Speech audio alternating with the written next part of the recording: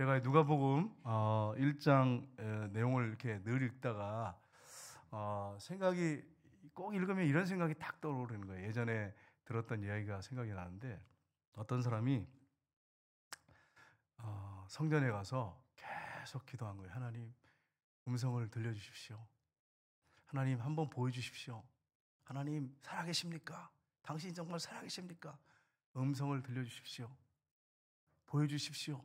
계속 그렇게 꾸준하게 그렇게 기도를 했습니다. 어느 날 하나님 살아계십니까?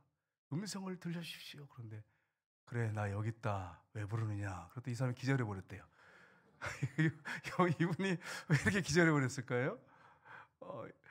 사실은 그냥 처음에는 뭐 믿음으로 기도했는지 모르겠지만 나중에 형식적이 된 거예요. 그래서 좀 만나주세요. 좀 음성 들려주세요. 보여주세요. 그러다가 계속 되니까 반복 습관적으로 막 하다 보니까 나중에는 형식이 돼버렸어요. 형식적으로. 그러다가 진짜로 그래, 나 여기 있는데 네가 왜 날 부르냐, 왜 찾느냐 이러니까 그냥 기절해버리는 거예요.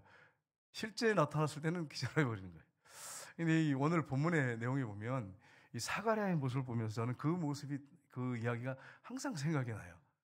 오늘 본문에 보면 이 사가랴가 계속 기도하는데 어떤 기도하냐면은 하나님 앞에 자녀를 달라고, 아들 달라고 한 내용은 없는데 자녀를 달라고 계속 기도를 했어요. 기도를 하는데 천사가 나타났어요. 그래서 어떤 분이 이제 그림을 그렸는데 한번 그림 한번 보겠습니다. 이렇게 천사가 향단 우편에 딱 서서 나타나가지고 가브리엘 천사인데 나타나가지고 어떤 분이 그림을 그려놨어요. 나타나가지고 너의 기도가 하나님 앞에 상달되었느니라. 내 아내 엘리사벳이 아들을 낳을 것이다. 이랬더니 어떻게 그런 일이 있을 수 있습니까? 이렇게 반응을 해버린 거예요. 네가 믿지 않는구나. 그러더니 이제부터 네가 벙어리가 될 것이다. 아이가 태어날 때까지. 그래서 10개월을 태어날 때까지 벙어리가 됐어요. 여러분, 사가랴가 성전에 들어가서 분향하면서 또 늘 자기 일뿐 아니라 가정에서도 아내와 함께 늘 기도했던 제목이 뭐예요? 자녀를 달라고 기도했어요. 근데 천사가 나타나서 가브리엘 천사가 정작 내 아내 엘리사벳이 아들을 낳을 것이다. 그랬더니 어떻게 그런 일이 있을 수 있습니까? 이렇게 한 거예요. 그러니까 믿지 않은 거예요. 그러니까 이게 천사가 얼마나, 제가 봐도 가브리엘 천사 황당했을 거예요. 계속 기도해가지고 하나님 앞에 네 기도가 상달돼서 네가 아들을 낳을 거다. 이렇게 하면 아멘. 감사합니다. 드디어 나의 기도가 응답됐군요. 이렇게 되는데 어떻게 그런 일이 있을 수 있습니까? 나와 아내가 나이가 많아 늙었는데 어떻게 그런 일이 있을 수 있습니까? 이렇게 하다가 벙어리가 됐어요. 10개월 동안. 그러니까 여러분, 이게 우리의 모습은 혹시 아닌지 모르겠어요. 저녁에 와서 기도 새벽에 하고 계속 기도하는데 만약에 진짜 응답이 딱 됐을 때 여러분이 아멘 그러면서 막 이렇게 취할 수 있는지, 아니면 어떻게 그런 일이 있을 수 있어요? 이렇게 이 사가랴 제사장처럼 우리도 그렇게 반응할 수 있어요. 여기 제사장 중에서도 성경의 1장 보세요. 굉장히 경건해요. 하나님 보실 때 율법과 규례를 잘 지키는 의인이라고 그렇게 돼 있어요. 소개하고 있어요. 사가랴에 대해서. 그런 사람도 이렇게 반응이 나오는데 저와 여러분은 어떨까? 이런 부분을 한번 점검을 해봤으면 좋겠습니다. 그래서 오늘 이 본문 말씀을 통해서 제사장 사가랴를 통해서 우리에게 주시는 영적 교훈을 우리가 살펴보기 원합니다. 첫 번째는 뭐냐면 응답이 더디더라도 꾸준히 기도 생활을 해야 합니다. 이걸 우리에게 교훈해 주고 있습니다. 여러분, 제사장 사가랴가 엘리사벳과 결혼해가지고 늙도록, 오늘 본문에 보면 늙었다 그랬거든요. 그러면 적어도 한 30년, 35년을 기도했어요. 자녀를 달라고 계속 기도했어요. 그래서 여러분, 한 30년, 35년 계속 기도했는데 천사가 나타난 것입니다. 누가복음 1장 12절, 13절 본문 한번 보겠습니다. 같이 읽겠습니다. 사가랴가 보고 놀라며 무서워하니 천사가 그에게 이르되 사가랴여 무서워하지 말라. 너의 간구함이 들린지라. 내 아내 엘리사벳이 내게 아들을 낳아 주리니 그 이름을 요한이라 하라. 아멘. 여러분, 그 사가랴하고 아내 엘리사벳이 계속 기도했어요. 뭐라고 합니까? 무서워하지 말아라. 너의 간구함이 하나님 앞에 상달됐다는 거예요. 하나님 들으신 바 됐다는 거예요. 하나님 받으셨다는 거예요. 그래서 아들을 낳을 건데 그 이름을 요한이라고 줘라. 이렇게 하나님께서 말씀을 가브리엘 천사를 통해서 말씀하셨습니다. 여러분, 계속해서 끊임없이 우리가 믿음이 크든 작든 계속 기도 생활을 해야 한다고 하는 것을 우리에게 보여주는 말씀이에요. 우리가 사람이다 보니까요, 기도하다가 1년, 2년, 3년, 4년, 5년, 6년 하다가 기도가 응답이 안 되면 사람은 연약에 휩싸였기 때문에 흔들립니다. 그리고 이 기도가 응답이 될까? 그리고 막 어떨 때는 포기하고 싶고 어떨 때는 했다가 안 했다가 막 이럴 수 있어요. 근데 사가랴 이 제사장은 엘리사벳하고 아이가 꼭 필요하거든요. 그 당시에 여러분 지금부터 2000년 전이니까 얼마나 삼국시대, 우리나라 삼국시대 정도 되단 말이에요. 그러니까 얼마나 이게 절실했겠어요. 그러니까 응답이 더디고 계속 세월이 가는데 아이는 못 낳고 이제 머리가 흰머리가 생기고 이러면서 포기하고 싶었을 거예요. 아, 이건 뭐 아이를 안 주실래나 보다. 포기할 수도 있는데 계속 기도했어요. 인간의 연약함에 휩싸여 있었지만 계속 기도했어요. 여러분, 우리에게 꼭 필요합니다. 우리 김재기 원사님도 결혼한 다음에 거의 40년 넘게 50년 가까이 남편을 위해서 계속 기도하니까 남편이 지금은 진짜예요. 하나님이 하신 일이에요. 꺾여서 아내한테 매일 지금 기도받고 계셔요. 그리고 교회 나와가지고 지난번에 나왔잖아요. 근데 다리가 지금 많이 안 좋으세요. 그래가지고 못 나오는데 나오려고 하시고 아내한테 계속 기도받고 아멘 아멘. 아내가 기도해주면 아멘 아멘. 예전에 그거 여러분 내가 들었는데 뭐 더 이상 얘기 안 하겠습니다. 혹시 나와서 그분의 명예가 실추될까 말씀 못 드리겠는데 그럴 분이 아니에요. 그럴 분이 아니에요. 근데 하나님께서 그렇게 바꿔놓으셨어요. 계속 기도하니까. 그러니까 하나님 앞에 여러분이 꾸준하게 계속 기도하다 보면 하나님이 역사하신다고 하는 걸 여러분 잊지 마세요. 그래서 오늘 본문에 아들 낳을 건데 이름을 요한이라 하라 이렇게 했어요. 여러분 요한이라는 이름을 가지는 사람들이 참 많아요 오늘날. 그래서 우리 교회도 이제 요한이가 있잖아요. 네, 그래서 이름을 이제 지을 때 사가랴 제사장처럼 가브리엘 천사 나타나서 요한이라고 져라 이래서 졌는지 아니면 기도하는 가운데 막 감동이 돼가지고 우리 아들을 요한이 천사였으면 좋겠다 이래가지고 요한으로 졌는지 하나님이 아시겠죠. 여러분 뭐라고 합니까? 나실인의 그 법을 줍니다. 아들을 낳을 건데 요한이라고 하라고 하면서 포도주나 독주를 마시지 아니하며 모태에서부터 성령의 충만함을 받을 것이다. 여러분 우리가 기도 생활을 계속해야 할 이유가 뭐냐면 보세요. 아이가 모태에서 뭘 알아요? 근데 계속 부모가 기도하니까 어떤 일이 벌어졌습니까? 아이가 그 엄마 뱃속에서부터 성령에 충만했어요. 여기 이제 우리 젊은 청년들이 있는데 기도 생활을 하셔야 됩니다. 우리 몸이 성전이야. 그래서 계속 기도 생활을 하다 보면 아이가 정말 엄마 태속에서부터 성령 충만한 아이가 여러분 나오지요. 계속 기도하는데 내 몸이 성전인데 하나님이 하신 일이죠. 하나님이 하신 일. 그래서 여러분 기도하는 게 이렇게 중요합니다.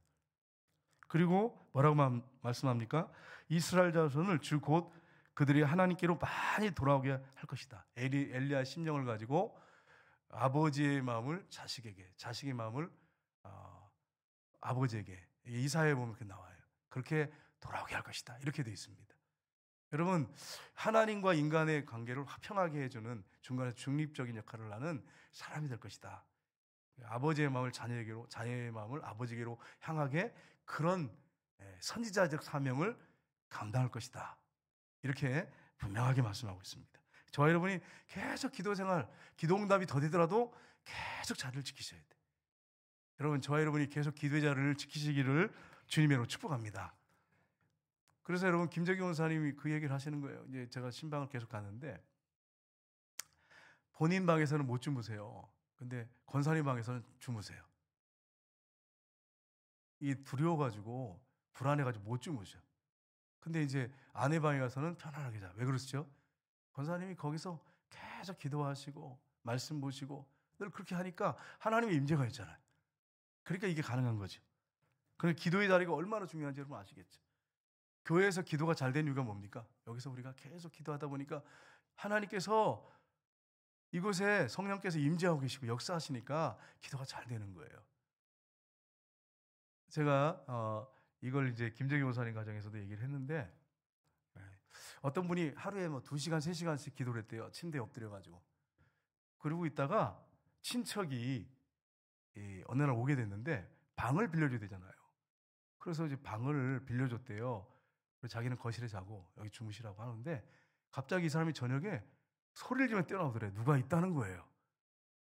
누가 있어요 거기에. 누가 있어. 그러니까 성령의 임재가 있으니까 계속 2시간 3시간 침대에 엎드려 기도하다 보니까 거기에 성령님이 임재하시는 거죠. 그러니까 누워서 자다가 뭔가 있는 거야. 이게 뭔가 모르게 보진 않는데 감이 오는 거예요. 그러니까 이 사람 소리 지르며 뛰어나오더라는 거예요. 누가 있다고. 그리고 누가 있냐고. 누가 있겠어요. 성령님이 거기 임재 계시는 거죠. 여러분 기도하는 사람의 그 자리 얼마나 중요한 자리인지 몰라요.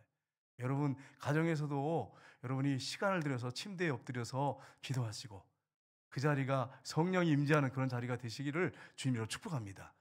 그러니까 여러분 평안하게 주무실 수 있는 거죠. 다른 분이 들어가서. 하나님의 역사시죠. 여러분 성경에 보면 누가복음 21장 36절을 보십시오. 같이 읽겠습니다. 이러므로 너희는 장차 올 이 모든 일을 응입하고 인자 앞에 서도록 항상 기도하며 깨어있으라 하시니라. 아멘. 여러분 예수님이 재림하시는 거 믿으십니까?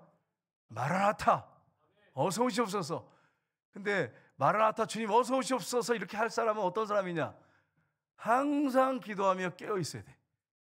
그래야 마라나타 할 수 있어요.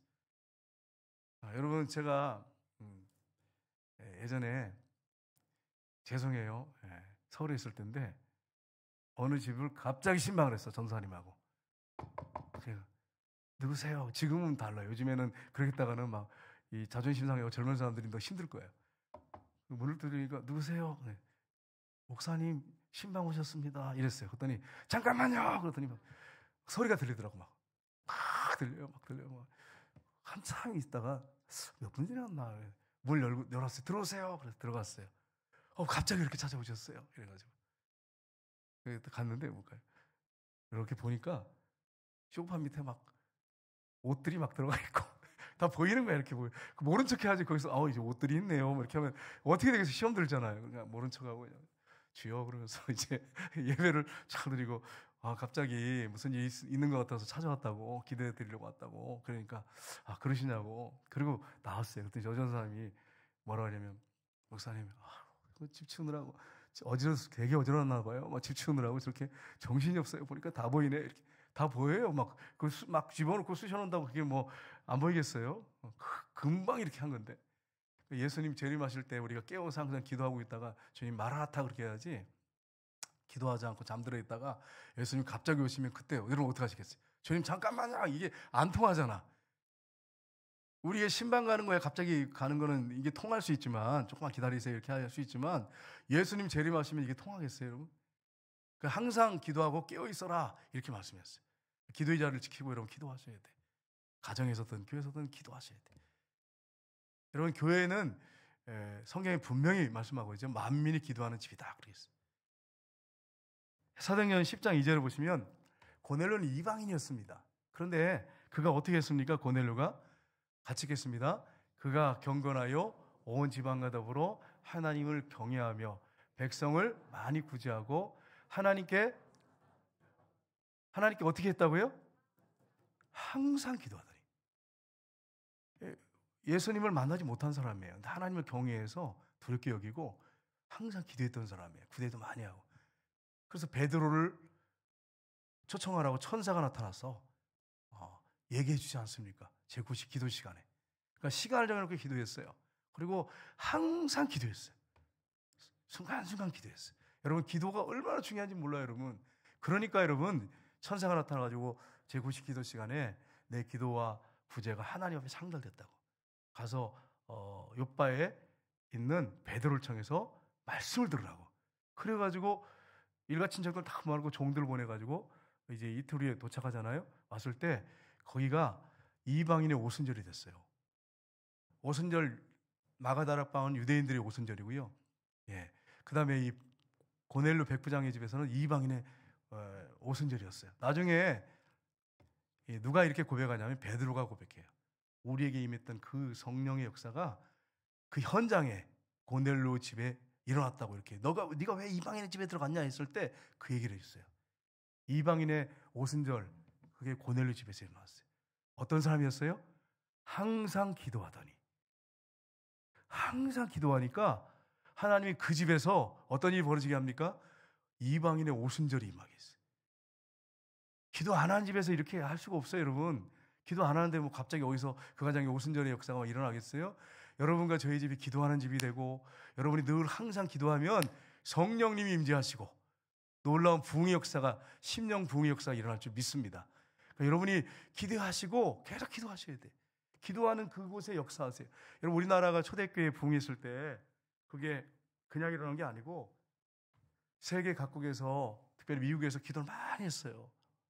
지도를 보고 우리나라 이 땅에 부흥이 일어나도록 기도했어요. 기도할 때 하나님이 부흥을 주시는 거지, 기도 안 하는데 절대로 부흥이 일어날 수 없습니다. 고넬료가 항상 기도했어요. 그랬더니 하나님께서 그 가정에 이방인의 오순절이 그 가정에서 이루어지도록 그렇게 했습니다. 저와 여러분의 가정에, 우리 교회에 이런 역사들이 있기를 주님으로 축복합니다. 그러니까 교회에서 어떤 사람이 가장 귀한 사람이냐? 뭐 다 귀해요, 여러분. 여러분 중에 귀하지 않은 분이 어디 있겠어요? 항상 기도하는 사람이 가장 귀할 줄 믿습니다. 그래서 여러분이 스스로한테 질문해 보셔야 돼요. 나는 항상 기도하는 사람인가? 이렇게 옆에 분들하고 한번 인사해 보세요. 당신은 항상 기도하는 사람입니까? 웃으면서 하세요. 웃으면서. 왜냐하면 걸리는 게 많잖아요, 솔직히 얘기해서. 웃으면서라도 해야죠, 우리가. 그죠? 항상 기도하는 사람입니까? 이렇게 질문해 봐야 돼. 항상 기도할 때 하나님 역사하십니다. 그러니까 여러분, 사실은 뭐 재정적인 문제, 건강적인 문제, 여러 가지 우리 환경적으로 여러분 문제 없는 집이 어디 있겠어요? 근데 항상 기도하는 집에 그 사람에게 하나님이 때가 되면 역사하십니다. 항상 기도해. 그 자리가 얼마나 귀한 자리입니까? 기도하는 자리가. 여러분, 성경에 뭐라고 말씀했어요? 사도 바울이 우리한테 한술 더 떠서 말씀하시죠. 성령의 감동으로 쉬지 말고 기도하라, 이렇게. 여러분, 항상 기도하더니 이러는데 사도 바울은 뭐라고 우리한테 말씀하시냐면 명령형으로 했어요. 쉬지 말고 기도하라. 이게 하나님 뜻이다. 그러니까 계속 여러분 기도의 삶을 살아야 돼요. 우리 몸이 성전이기 때문에. 근데 제가 이렇게 보니까 계속 항상 기도하고 쉬지 않고 기도하면 경건하게 사는데, 그렇지 않으면 엉뚱한 생각만 합니다. 그리고 하루 종일 엉뚱한 생각하고 엉뚱한 일 하다가 하루 저녁 딱 되면 내가 오늘 뭐 했는지 모르겠어요. 죄만 실컷 짓고. 그리고 하루가 끝나는 거예요. 그래서 항상 기도하고 쉬지 말고 기도하라. 이게, 근데 이렇게 질문할 수 있어요. 그러면 여러분이, 목사님, 어떻게 항상 기도할 수 있는데요? 이게 내 힘으로 되는 게 아니에요, 여러분. 내 힘만 가지고 되는 건 아니에요. 내 안에 누가 계시냐면 부활하셔서 영으로 지금 내 안에 들어와 사시는 분이 계세요. 이렇게 또 하면 이런 분이 있어요, 여러분. 제가 지금 말씀드렸죠. 제가 이제 우리 식당에서 식사하는데 초등학생이, 목사님, 어떻게 예수님이 목사님 안에, 저 사람 안에 내 안에 있을 수가 있어요? 이렇게 질문을 했어요. 그래서 제가 뭐라고 답변했다고 그랬어요? 기도하는 가운데 감동을 주셔가지고, 네가 있잖아, 아침에 일어나서 커튼을 탁 열면 빛이 쫙 들어오잖아. 커튼을 탁 이렇게 연 집들은 다 빛이 들어가잖아. 마찬가지로 예수님이 들어올 수 있어. 이렇게 설명했더니, 아, 그렇군요. 그러고서 갔어요. 근데 더 기막힌 게 있어요. 더 기막힌. 나 몰랐는데 뭐냐면, 여러분, 만약에 이 저녁에 여기 심야기도 안 오면 여러분 뭘 보고 계셨겠을까요? 뭘 보고 계실까? 따뜻한 그 방에 누워가지고 TV를 보고 있겠지. TV를 보고 있는데, 물론 여러분은 경건해서 그렇게 안 하실 줄 믿습니다. 그런데 TV를 이렇게 보고 있어요. 보면 예를 들어서 나오나가서 노래를 부르면, 네? 그 아주 굉장히 이제 대단한 분이잖아요. 여러분 이제 오지 않고 거기서 전부 방에 누워가지고 나오나의 그 노래를 다 틀면 나오나 한 사람이 거기서 부르고 있는데 집집마다 다 나오나가 TV에 나와. 그것처럼 여러분, 예수님은 하나님이십니다. 영이십니다. 성령님 영이십니다. 그래서 각 심령 가운데 주인으로 왕으로 들어오실 수 있는 거예요. 이렇게 설명하면 여러분 이해가 쉽죠. 그 자녀들이나 혹시 손자들이 질문하거든 이렇게 답변해주면 확실하죠. 여러분, 우리 안에 들어와 사세요. 그래서 그분을 인정하고 우리가 그분을 주인으로 왕으로 인정하고 이렇게 나가면 주님께서 우리가 그렇게 기도할 수 있는 삶이 되도록 인도하시고 이끌어 주십니다. 그러니까 내 힘만 가지고 되는 게 아니에요. 여러분, 우리 처갓집 같은 경우에 아이를 못 낳아가지고 안 믿을 때 그래서 누가 예수 믿으면 아이를 낳을 수 있다 그래가지고 교회 나오시면서 집을 오픈했어요. 그 시골에 이제 교회가 없으니까. 그래서 감나무에다가 종 걸고 거기서 한 10년 가까이, 저는 정확히 모르겠는데 그 정도 방을 빌려가지고 기도를 빌려주고 그렇게 교회로 사용하게 하고 예배드리고 그래가지고 사남매가 나왔잖아요. 만약에 예수님을 받아들이지 않아서 만약에 그리고서 만약에 끝났다 그러면 제가 결혼 어떻게 할 뻔했겠어요. 물론 뭐 다른 사람 만나서 할 수 있다면 저는 할 말이 없어요. 그러나 이렇게 좋은 아내를 어떻게 만날 수 있겠냔 말이에요. 여기 하나님 앞에 나와서 기도하다 보니까 사남매를 줬어요. 아이를 못 낳는데 4년 막 이렇게 지나는데 아이를 못 낳는 거예요. 그래가지고 교회 와서 정말 주님 믿고 집을 오픈하고 그리고서 아이를 낳았어요. 그러니까 여러분 꾸준하게 기도 생활하고 믿음 생활하는 것이 이렇게 중요해요.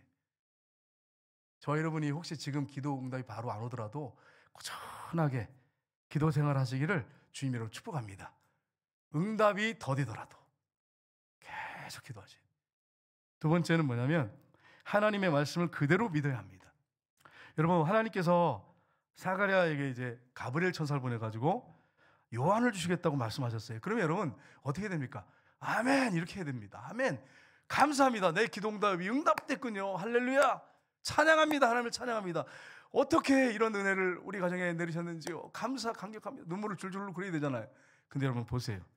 18절에 같이 읽겠습니다. 사가랴가 천사에게 이르되 내가 이것을 어떻게 알리오? 내가 늙고 아내도 나이가 많으니이다. 아멘. 지금까지 그럼 왜 기도했어? 왜? 지금까지 계속 기도해가지고 하나님께서 너의 기도를 받았다. 그래서 엘리사벳이 아들을 낳을 건데 요한이라고 해라. 그랬으면 여러분 얼마나 기뻐요. 막 뛸 듯이 기쁘고 그 안에서 막 팔짝팔짝 뛰어야 되잖아. 하나님 감사합니다. 그러더니 뭐랍니까? 내가 이것을 어떻게 알리오? 내가 늙고 아내도 나이가 많으니이다. 이렇게 여러분 하니까 벙어리가 된 거예요. 벙어리. 예, 제가 이제 이렇게 하면 여러분이 목사님 속도 모르시고요. 이렇게 해가지고 예를 들어서 지창수 장로님이 만약에 오늘 저녁에 아이를 갖게 됐다 이렇게 하면 다 웃는 거지. 그러니까 이해는 가요. 심정은 이해가. 무슨 말인지 이해는 가지만 그래도 지금까지 기도한 게 있잖아. 하나님 앞에 계속 기도했잖아. 아브라함은 100세의 아들을 낳았단 말이에요. 100세. 사라 90세. 그러니까 여러분 안 믿었어요. 어떻게 이런 일이 있습니까? 이건 불가능한 일입니다. 한마디로 요약하면 그거예요. 불가능한 일입니다. 이 얘기예요. 그러니까 여러분 천사가 뭐라고 책망합니까? 19절 20절 보겠습니다. 같이 읽겠습니다. 천사가 대답하이르되 나는 하나님 앞에 서 있는 가브리엘이라 이 좋은 소식을 전하여 내게 말하라고 보내심을 받았노라. 보라 이 일이 되는 날까지 내가 말 못하는 자가 되어 능히 말을 못하리니 이는 내가 내 말을 믿지 아니하거니와 때가 이르면 내 말이 이루어지리라 하더라. 아멘. 왜 벙어리가 됐습니까? 믿지 않았다는 거예요. 하나님 말씀 믿지 않았다는 거예요. 지금 가브리엘 천사가 하는 말이 아니에요. 가브리엘 천사는 스피커예요. 하나님이 도구로 쓰임받는 거예요. 누가 하신 말씀이에요? 하나님이 하신 말씀이에요. 하나님이 기쁜 소식을 전하러 온 사람이잖아요. 가브리엘 천사가 내 말을 믿지 않았기 때문에 네가 벙어리가 될 것이다. 이렇게 분명히 말씀을 하고 있습니다. 그래서 저 여러분이 하나님이 말씀하시면 아멘, 아멘 하는 이런 자세가 필요해요. 여러분 그러면 대조적으로 한번 볼까요? 대조적으로 누가 있냐면 마리아에게 천사가 나타났어요. 똑같은 가브리엘 천사가 나타났어요. 네가 아들을 낳을 거다. 그러니까 뭐라고 합니까?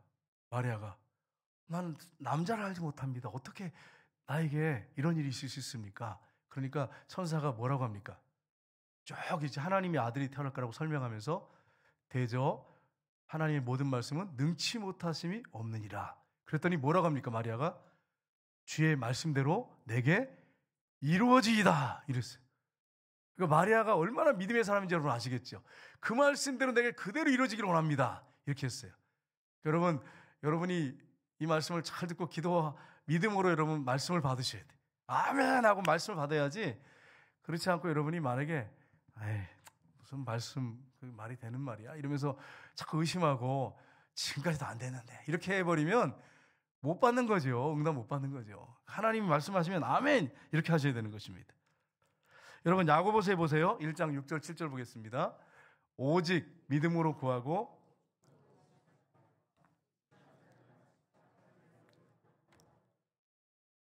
이런 사람은 무엇이든지 주께 얻기를 생각하지 말라. 아멘. 의심하면서 기도하면 어떻게 된다고요? 무엇이든지 주께 얻기를 생각하지 말라. 여러분 이번 오후 예배 때 그 선교사님 말씀 기억나시죠? 네. 뭐라고 하셨어요? 아이들이 그냥 막 번개 치라고 막 이렇게 선포 기도를 막 하고, 그러니까 이제 선교사님도 당황스러워가지고 되지도 않을 걸 그렇게 애들이 선포를 하나. 그러고서 왔는데 진짜로 막 번개 치고 막 비가 내려가지고 막 떠내려가고 막, 그리고 그런 일이 없었잖아요, 한 번도. 그리고 동영상 찍어서 보여드렸잖아요. 이걸 보세요. 아이들은 그냥 믿었어요. 하나님 이곳에 하나님 번개를 쳐주시고 내성을 쳐주시고 막 이렇게 했겠죠. 하나님이. 하나님께서 그들의 기도 그냥 그대로 믿어버리니까 하나님 그대로 하시는 거예요. 근데 우리는 어떻습니까? 너희가 어린아이같이 되지 않으면 결단코 천국에 들어가지 못하리라. 믿어야 되는데 의심부터 시작하잖아요. 우리는 닳고 살아가지고 의심부터 시작해. 그러다 보니까 여러분 응답을 못 받는 거예요. 그래서 여러분 이런 게 있어요. 새신자들 중에 하나님이 이제 구원시키려고 하시지만 새신자들 중에 처음 나온 사람들을 보면 응답을 잘 받아. 근데 기존 신자들은 응답을 못 받아. 기도 응답을. 물론 하나님께서 우리를 훈련시키려고 하는 그런 것도 있겠지만 또 다른 생각을 할 수 있어요. 어떤 생각을 할 수 있냐면 의심을 자꾸 하고 해도 안 되던데, 뭐 기도해도 응답이 안 되던데, 이래가지고 기도의 상처를 너무 많이 받았어. 그래서 기도를 그냥 처음부터 형식적으로 해. 되면 되고 말면 말고. 그러니까 어떻게 보면 응답을 못 받을 수 있습니다. 저 여러분이 이런 사실을 한번 생각해 보시고 정말 기도할 때 여러분 믿고 기도하시기를 주님으로 축복합니다. 마태복음에 보세요. 14장 같이 읽겠습니다. 베드로가 대답하여 이르되 주여 만일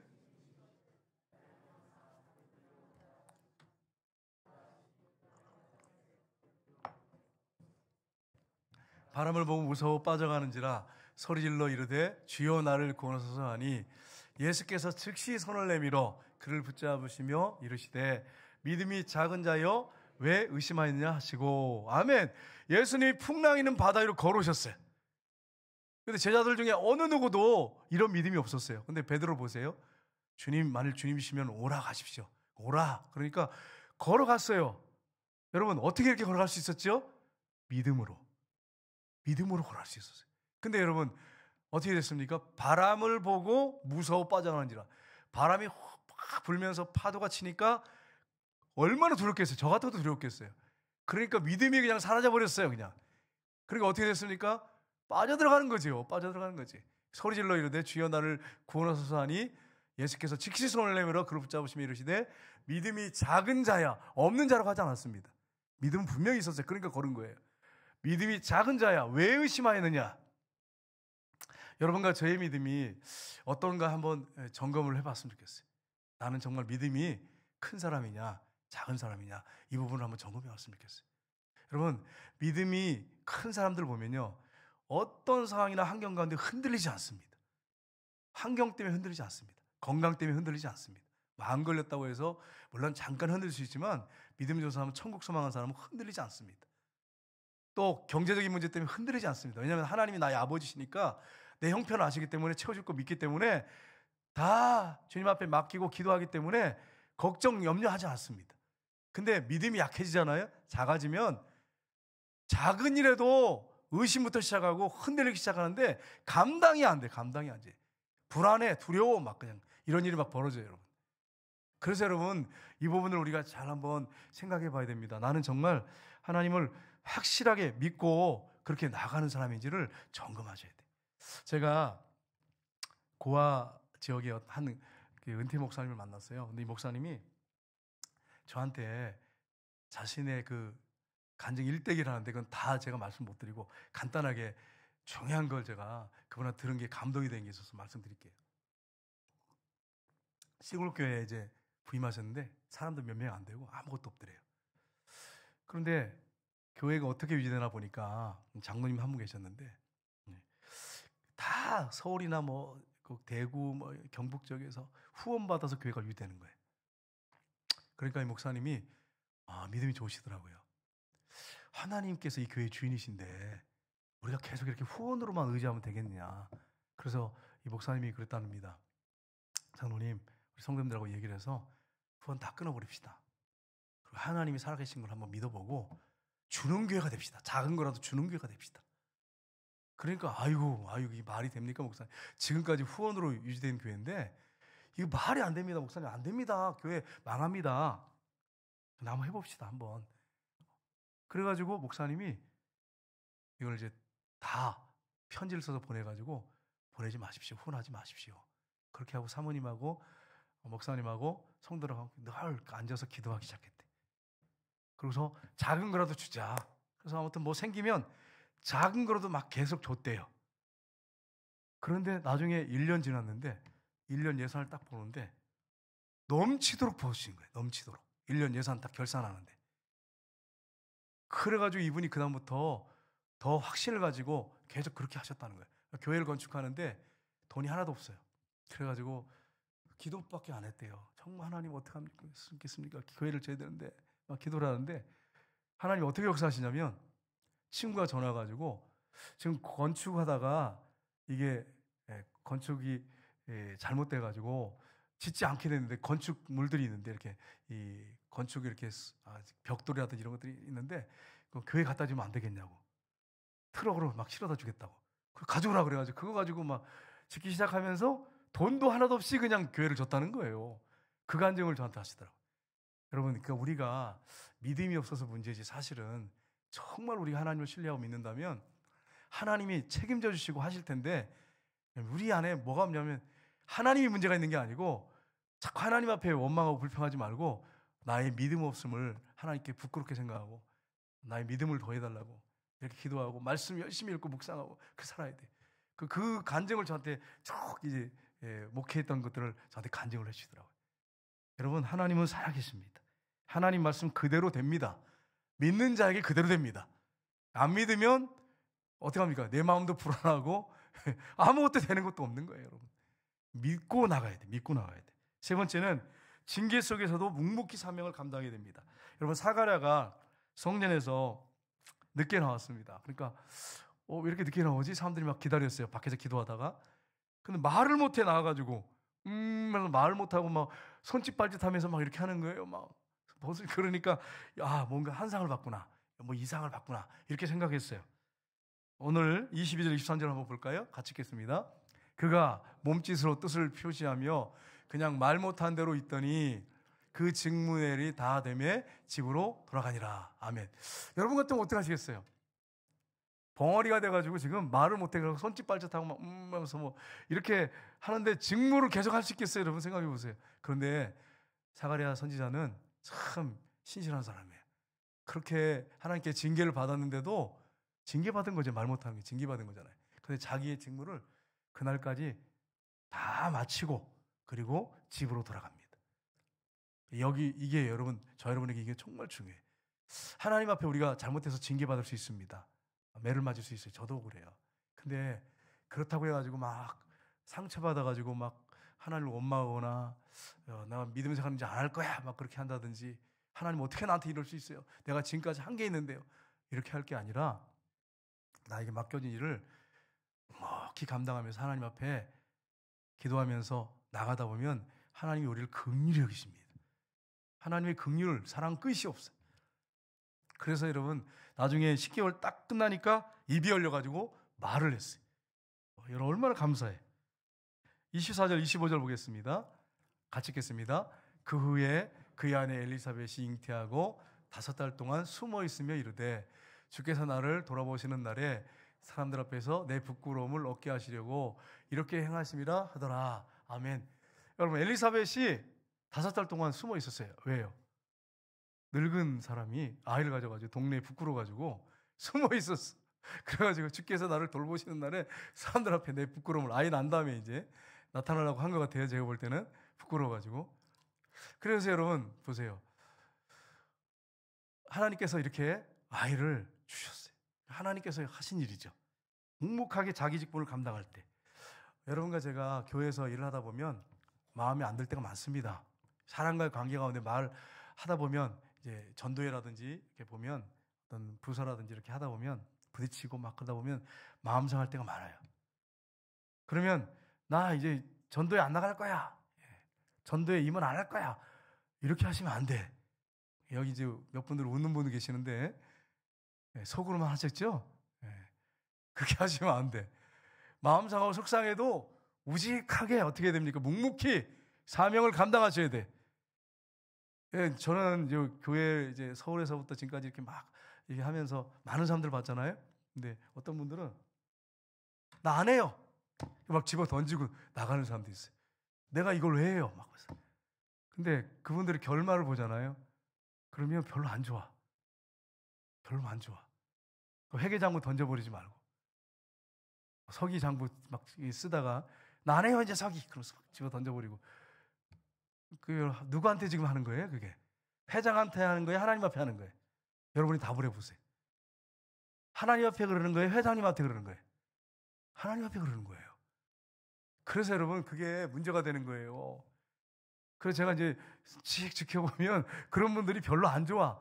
물론 하나님이 징계해가지고 회개하고 막 울고 막 돌아와가지고 막 충성할게요 이래가지고 깨트려가지고 쓰시더라고. 많이 쓰시는데 그래도 그렇지 우리가 그렇게 하면 안 되잖아요. 속상하고 화나더라도 주님 너무 마음이 상하지만 그래도 내가 주님 앞에서 하겠습니다. 이렇게 해야 돼. 이렇게 해야 돼. 오늘 저기 심야기도 나온 분들은 속상하고 힘들어도 주님 끝까지 난 하겠습니다. 이렇게 하시길 주님으로 축복합니다. 직무를 다 마칠 때까지 상처를 받고 지금 너무 징계를 받았는데도 끝까지 묵묵히 그 사명을 감당하잖아요. 예를 들어서 제가 목회하다 힘들다고 에이 목회 못 해먹겠네 이러고서 말을 그만둔다면 여러분 한번 생각해 보세요. 여러분한테 한 거예요? 하나님 앞에 한 거예요? 직분을 누가 주신 거예요? 하나님이 주셨어요? 교회에서 주셨어요? 하나님이 주셨잖아. 하나님이 주셨잖아. 여러분 생각해 봐요. 여러분 교회에서 회장이든 권사님이든 직분이든 하나님이 주셨단 말이에요. 그러니까 화난다고 막 집어 던지고 그냥 나 안 합니다 막 이렇게 하지 말고 하나님 속상하고 화나지만 하나님 앞에 내가 하겠습니다. 묵묵히 하다 보면 속상하지만 하나님이 때가 되면 역사할 때가 반드시 있어요. 반드시 있어요. 제가 어떤 분 예전에 그분이 그러더라고요. 막 그런 직분이 그렇게 중요해요? 나 안 합니다. 그러더니 진짜 하나님 안 시키더라고요. 계속 안 시키더라고요. 들으셨기 때문에. 나 그 직분 안 합니다. 누가 준 직분인데. 물론 우리가 제비 뽑기는 해요. 결국 누가 주신 거예요? 제비는 사람이 뽑지만 일의 결정은 하나님께로부터 난다 그러잖아요. 그러니까 하나님 들으셨단 말이에요. 너 일을 하기 싫은가 보구나. 그럼 너 한 10년, 20년 푹 쉬어라. 그게 너한테 맞는 것 같다. 이렇게 한번 했다고 생각해 보세요. 그래서 여러분 우리가 말 함부로 하면 안 되는 거예요. 그러니까 여러분이 속상하고 화나더라도 그냥 주님 너무 화가 나지만 주님 바라보고 그냥 할게요. 이렇게 하시기를 주님으로 축복합니다. 우리 교회는 제가 이렇게 지켜보니까 참 감사해요. 그래도 권사님들, 집사님들이 속상하고 화나도 목사님 그래도 한번 해볼게요. 이렇게 하더라고요. 대부분이. 만약에 안 그러고 목사님 나 못 해먹겠어요. 막 이렇게 했다면 여러분 생각해 보세요. 여러분. 저도 마음 상하고 여러분도 상하고 이게 제가 준 직분이란 말이에요. 하나님이 준 직분인데. 그러니까 여러분 이런 부분을 잘 생각하셔서 사람한테 하지 마세요. 사람한테 충성하면 나중에 후회합니다. 하나님 앞에 충성하세요. 하나님 앞에서 여러분이 모든 일을 하셔야 돼요. 봉사하는 거, 구제하는 거, 선교하는 거, 헌금하는 거, 예배드리는 거 하나님 앞에서 하세요. 사람한테, 목사한테 잘 보려고 하지 마세요. 여러분 제가 저 앞에서 잘하면 저는 이제 좋아가지고 집사님, 우리 장로님 이렇게 할 수 있어요. 근데 여러분 사람 앞에서 그렇게 하면 상급이 없어. 근데 저 앞에서 하지 말고 하나님 앞에서 하면 은밀하든 어떤 환경이 있든지 간에 거기서 하나님 앞에 하면 하나님이 다 기록해 놓으시잖아요. 그러면 나중에 어떻게 됩니까? 하나님 앞에 가면 상 크게 받습니다. 저나 여러분이 그렇게 살아야 돼. 그렇게 살아야 돼. 누가 보든 안 보든 하나님 앞에서 하세요. 하나님이 그걸 다 받고 계십니다. 사람한테 칭찬받고 상 받으면, 인정받으면 상급 없습니다. 그걸 여러분 기억하셔야 돼요. 그래서 여러분과 제가 이 사실을 여러분 꼭 명심했으면 좋겠어요. 명심했으면 좋겠어요. 묵묵히 그냥 후직하게 잘 감당하면 하나님 역사하실 거예요. 제가 이런 얘기를 들었어요. 오늘 들었는데 한 대형교회 목사님이 무서운 목사님이에요. 그래가지고 눈빛만 딱 이러면 부교육자들이 삭삭삭삭 막 움직인대요. 막 삭삭삭 움직인대. 근데 목사님이 연말 되면 이게 보이잖아요. 목사님들, 이제 부목사님들이 움직이는 것도 보이잖아요. 그러면 연말 되면 당장 잘라버린대. 그리고 또 이런데요. 목사님이 하나님 앞에 기도하면서 하나님 어떻게 저런 사람을 부교육자로 하나님 세우셨습니까? 그래서 막 하나님 앞에 막 대드는 기도를 막 한 거예요. 그러니까 하나님 뭐라고 하시냐면 이렇게 말씀하시더래요. 계속 기도하니까 야, 네 동생처럼 돌봐주면 안 되겠니? 이러시더라는 거예요. 그래서 막 엄청 울고 회개했다는 거예요. 네 동생처럼 돌봐주면 안 되겠니? 그래서 이 목사님이 깨졌어요. 그래가지고 변화되셨어. 주님의 음성을 듣고. 여러분, 이게 우리가 하는 모든 일들은 목사에게 비유 맞추거나 교회에서 누구한테 보이려고 하는 게 아니고 하나님 앞에서 하는 거예요. 하나님 다 보고 계신단 말이에요. 이 사실 여러분이 항상 염두에 두시고 속상하고 마음 상하더라도 하나님 앞에서 하십시오. 하나님께서 여러분 받으시고 계시니까 그런 역사들이 저 여러분에게 있으시기를 주님 이름으로 축복합니다.